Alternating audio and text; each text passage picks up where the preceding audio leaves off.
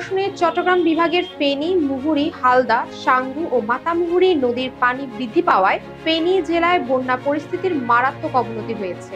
বুধবার নাগাদ মুহুরী নদীর পানি বিপদসীমার ওপরে থাকলে জেলার নির্মাঞ্চল আরও প্লাবিত হতে পারে বলেও সতর্কতা জারি করেছে পানি উন্নয়ন বোর্ড।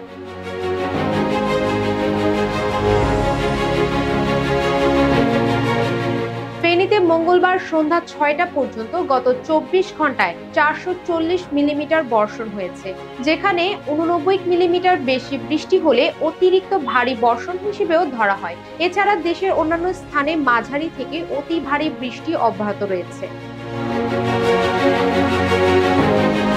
এর ফলে মুহুরী নদীর পানি বিপদ সীমার ১৩৭ সেন্টিমিটার ওপর দিয়ে প্রবাহিত হচ্ছে।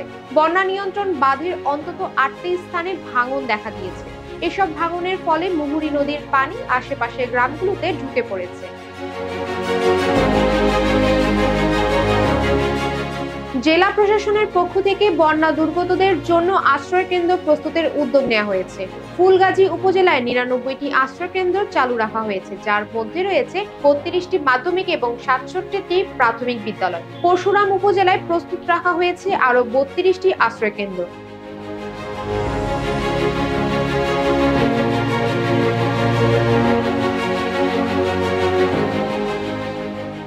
ইতিমধ্যে ক্ষতিগ্রস্ত পরিবারগুলো আশ্রয় কেন্দ্রে আসতে শুরু করেছে। ফুলগাজীতে ২টি আশ্রয় কেন্দ্রে আশ্রয় নিয়েছে ৩৬টি পরিবার। পরশুরামে ২টি আশ্রয় কেন্দ্রে রয়েছে ৫টি পরিবার এবং ফেনী সদর উপজেলার একটি আশ্রয় কেন্দ্রে রয়েছে ৭টি পরিবার।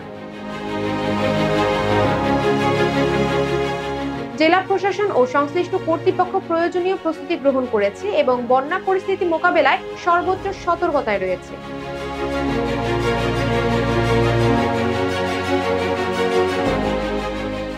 Desk report, global voice 24।